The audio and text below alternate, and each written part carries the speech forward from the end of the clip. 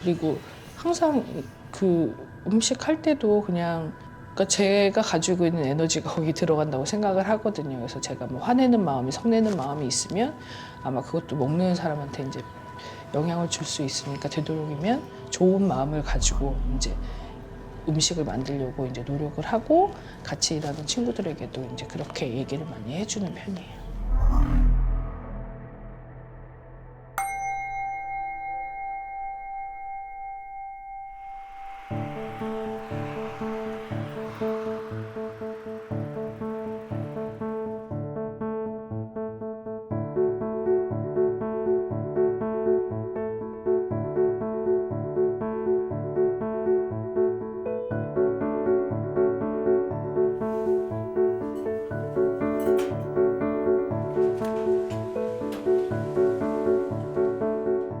이제 미슐랭을 받으면서 조금 더 사찰 음식이 어떤 것이라는 거에 대해서 이제 대중들한테 더 알려지니까 그런 점은 굉장히 이제 좀 좋은 것 같지만 이제 제가 개인적으로 생각하기에 우리 바루공양에 이제 그 미슐랭 스타가 필요한지에 대해서는 조금 저 자신은 조금 의문이에요. 그러니까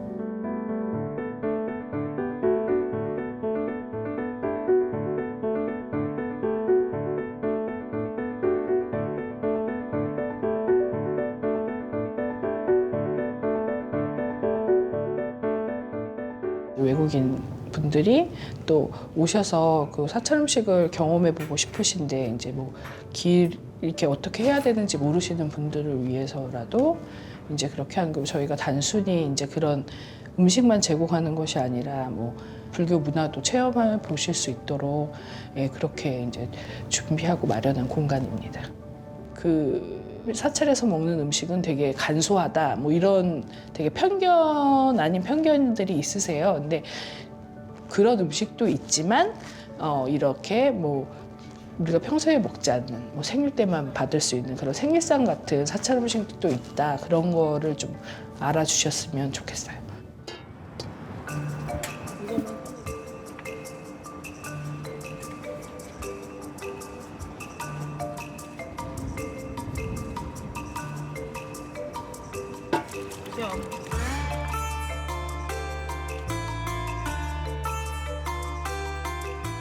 근데 예전에는 100집이면 100집 뭐 다 장맛이 달라서 음식 맛이 다 달랐어요. 이 집 가면 아 이런 맛이 나고 저 집 가면 저런 맛이 나는데 요즘엔 다 솔직히 천편일률적으로 그게 굉장히 많이 바뀌어가지고 좀 그런 점이 되게 안타깝거든요.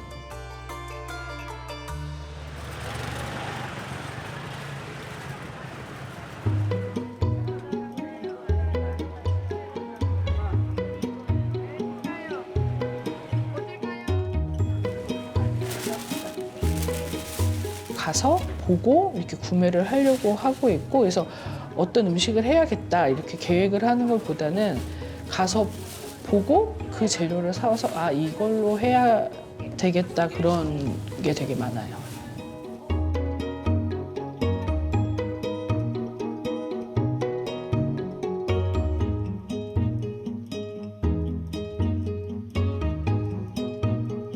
제가 생각하기에 그 당시에 되게 밋밋하고 단조롭다고 생각을 해서 사찰 음식보다는 뭐 다른 음식들을 더 이제 많이 했었거든요.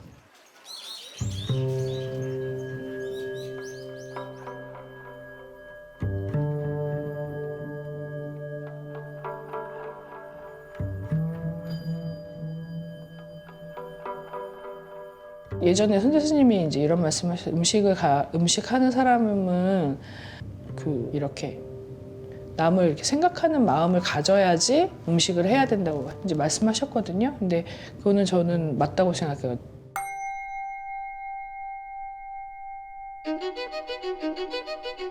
그 바루공양이라는 말은 스님들이 하시는 식사법이에요. 바루가 스님들 그 그릇을 말하는 건데요. 그래서 거기다가 뭐 밥, 국, 반찬, 뭐 물 해가지고 이렇게 받아서 그거를 깨끗하게 다 비워서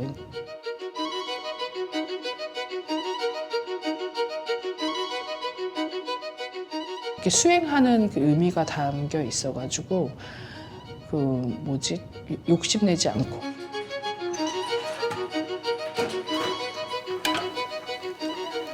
평생 내가 할 수 있는 일이고 해야 될 일이라면 좀 나도 행복하고 내가 이 음식을 주는 사람도 행복하고 그런 음식을 하고 싶다라고 했는데 그 기분도 편안한 식사가 되셨으면 좋겠고 음식을 일단 드셨으니까 속도 편안한 식사가 되셨으면 좋겠거든요. 그래서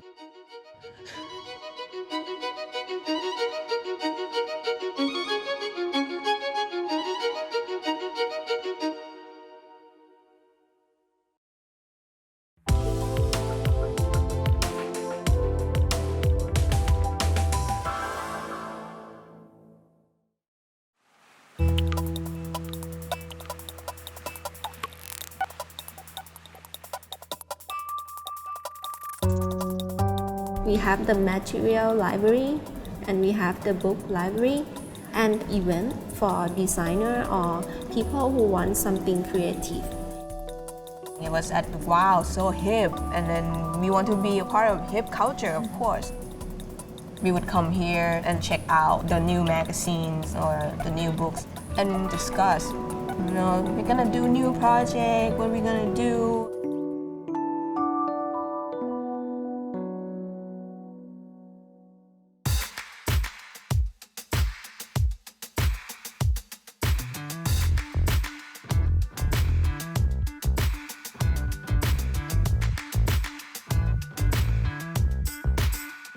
First, look at the atmosphere, come to the library, get the knowledge. After you get the knowledge, we got the space, it's like a startup, we got the maker space to experiment your idea.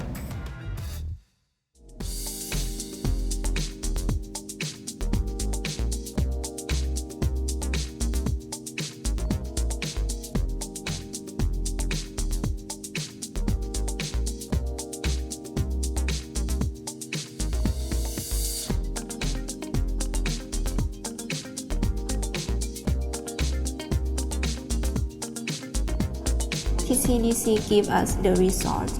Like when I want to do the packaging, I want to research for the new material, I can go to the material library.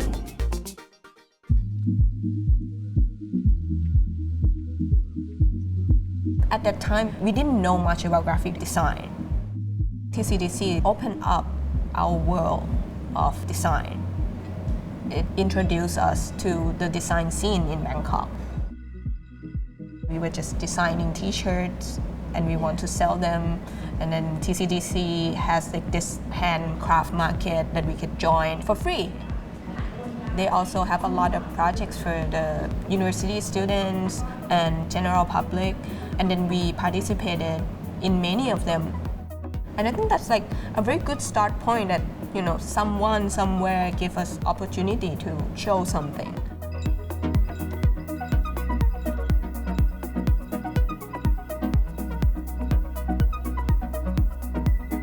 Design is not just make things beautiful, but design can solve everyday problem.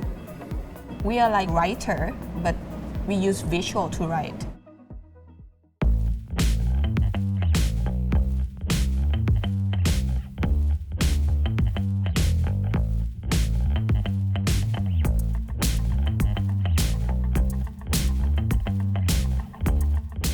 Years ago, when we say design, when we say the creative, the people thinking design is quite luxury item. It's not related to ourselves like that.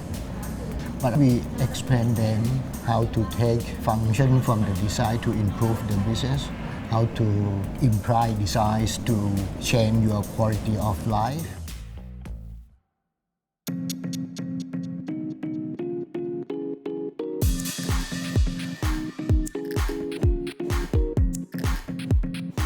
In the past, all the main business in Thailand emerged in this area.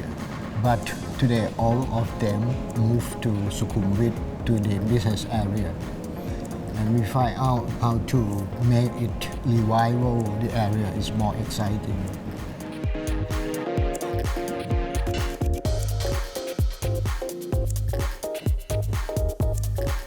My school is Catholic school, but if you walk out of the alley, you will see a mosque. And then if you walk to the next alley, you'll see a temple. You can see all kinds of people around here, and that, I think that gives a lot of energy to the district.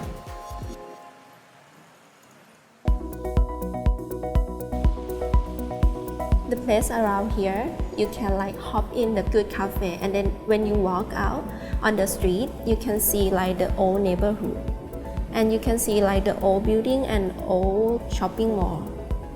And they have a rich culture and rich design. Me and Nam always come here and walk around Gung and like see the signage or see the building, and then we have some idea for our design.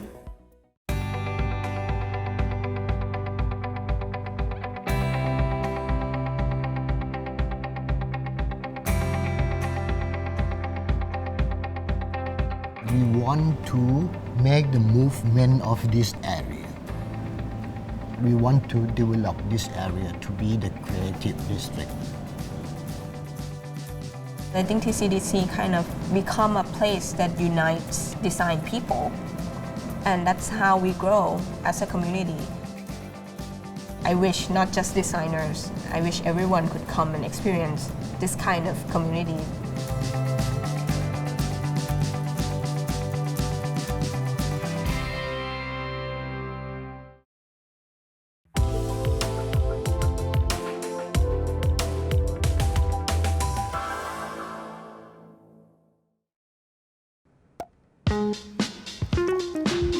Whiskey is the most personal liquid on the planet.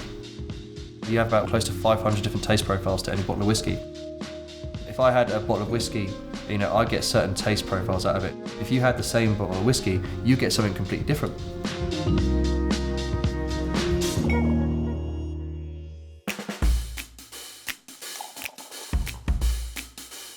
My name is Simo. I own London's oldest whiskey specialist, Milroy's of Soho, and the Vault Cocktail Bar. I was in my early 20s coming to London, and I remember going out to a night called. It was Tuesday night. It was full of weird and wonderful people with lots of drinking. Ever since, I've loved Soho.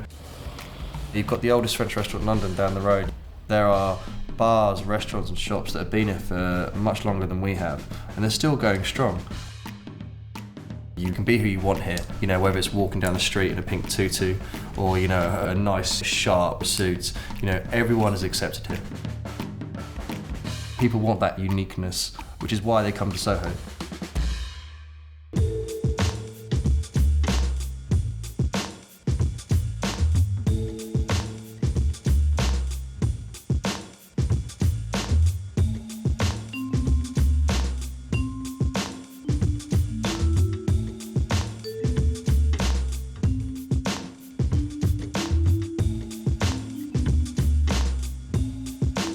These were the first guys to do it. They had to literally drive up in their vans and convince distilleries to start producing single malt, and they sold it in this very shop.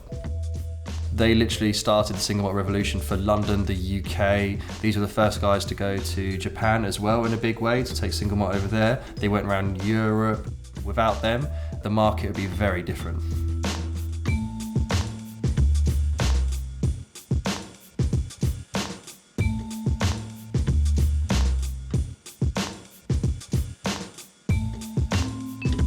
When I brought it was owned by a big wine firm. So, it was sort of breaking my heart that it was losing its name and its edge and its brand and, what it become famous for. So we gutted the whole lot out upstairs, put the whiskey bar in, filled the shelves with just whiskey, and then we put a cocktail bar down here as well. For me, just bring it back to the ethos of what Milroy's had.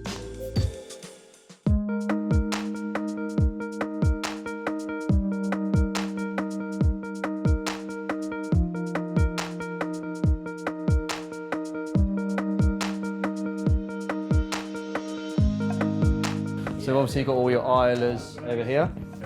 You've got your Highland whiskey as well. Moving forward, we sort of move into sort of Speyside. Then we got the European whiskies, Asian and Japanese. And then we've got the American section here. Everything is completely curated. So if we don't like it, it doesn't go on the shelf. At the back here, we've got our fine and rare whiskies. For example, like the John Milroy here, the Macallan 1979. This is one of the original Milrose bottlings we did. You've got stuff like Port Ellen here, it's a 34-year-old single cask, like closed distillery, don't exist anymore. And a lot of people who come to this section are sort of your keen whiskey enthusiasts and buyers. So people that see it like artwork almost. A lot of these distilleries, even though they don't make it anymore, it's sort of a snapshot in time.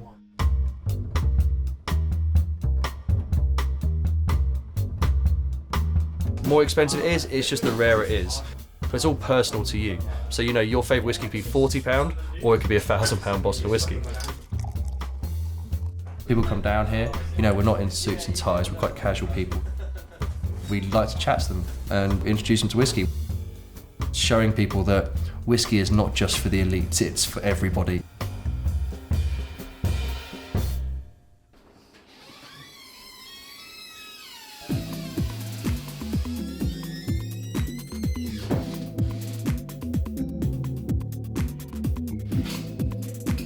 It's a great space. It's a beautiful bar, and the fact that I was being offered the opportunity to work like completely free and do like what I wanted, it's a dream gig. I wanted to separate it from the shop upstairs, make it not a whiskey focused menu. We don't want to be pretentious in any way. It's a neighborhood bar, but we want to focus on like really high standard of service and offering.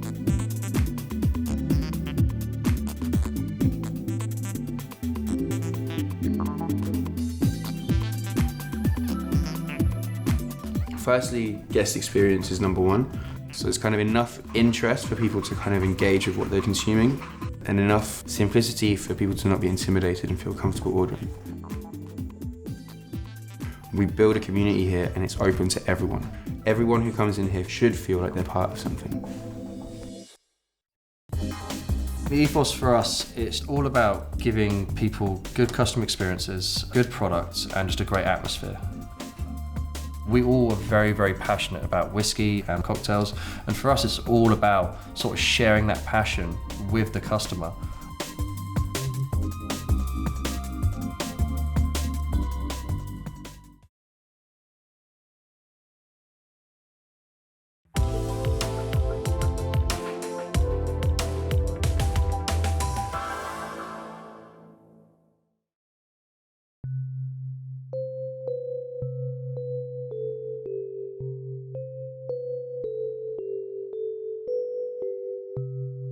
Growing up, I was actually very introverted and I was painfully shy. Because of my shyness, my personality really came out through other things, like my creativity and my arts. I've got an appreciation for beauty and things that are shiny. That eventually evolved into collecting jewellery.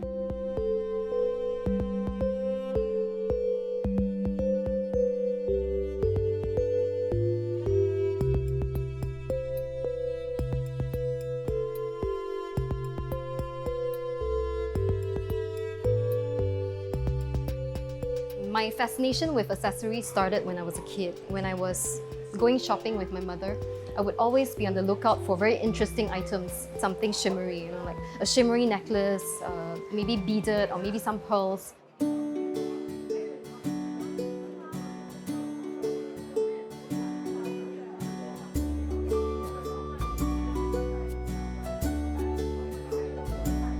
When I was 22, I had to look for, more dainty, more feminine, maybe a bit more affordable pieces.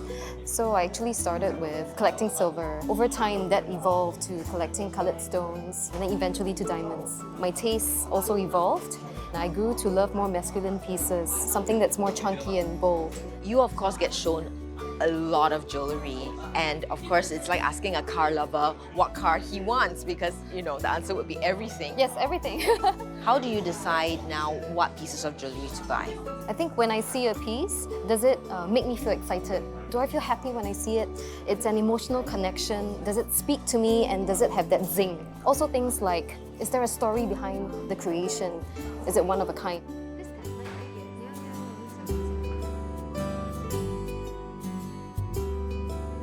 Recently, you've started acquiring a lot of iconic pieces as well. When my daughter was born, I just told myself that, I wanted to buy every piece with her in mind so that I could actually pass it on for her to wear. So when I look for a piece, Is it a piece that actually transcends time? And will I actually see my daughters wearing it?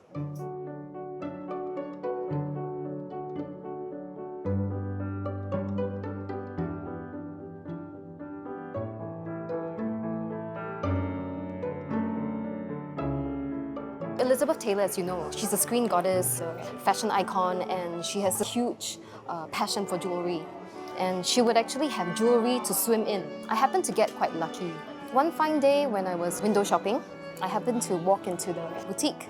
So I inquired about the heritage collection. When I first laid eyes on it, it was just love at first sight. There was the zing. There was the zing. It was stunning. It was just very majestic, and it just spoke to me.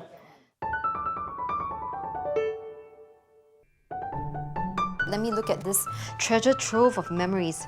I think the very first one should be Return to Tiffany. A very iconic piece, and I think every girl probably has this silver piece. Yeah, and then like all these dainty little bracelets. I think perfect for my daughters as a first gift. My favorites are actually flora and fauna, and I also have something for hearts. So flowers, because it's very feminine, it represents growth and something that's blossoming. And then for hearts, something very girly. I think it's that little girl in me that just cannot grow up. Dans le noir total, dans le noir total, dans le noir total, dans le noir total. Silence absolu, silence absolu, silence absolu. C'est moi sous la lumière. I'm by nature, pretty, assertive, very strong, very independent. It's very reflective in the animals that I choose. The animals that I buy tends to be a bit more fierce, very strong, very independent creatures. So things like the panther, the lion head, the lion. Every piece of jewellery encapsulates a piece of me.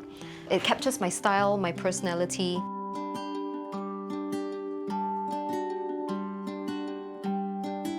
I think it's important that since I'll be passing it on to my daughters, I really hope they would feel the same way, that same kind of excitement and joy, especially knowing that I picked out every single piece with them in mind.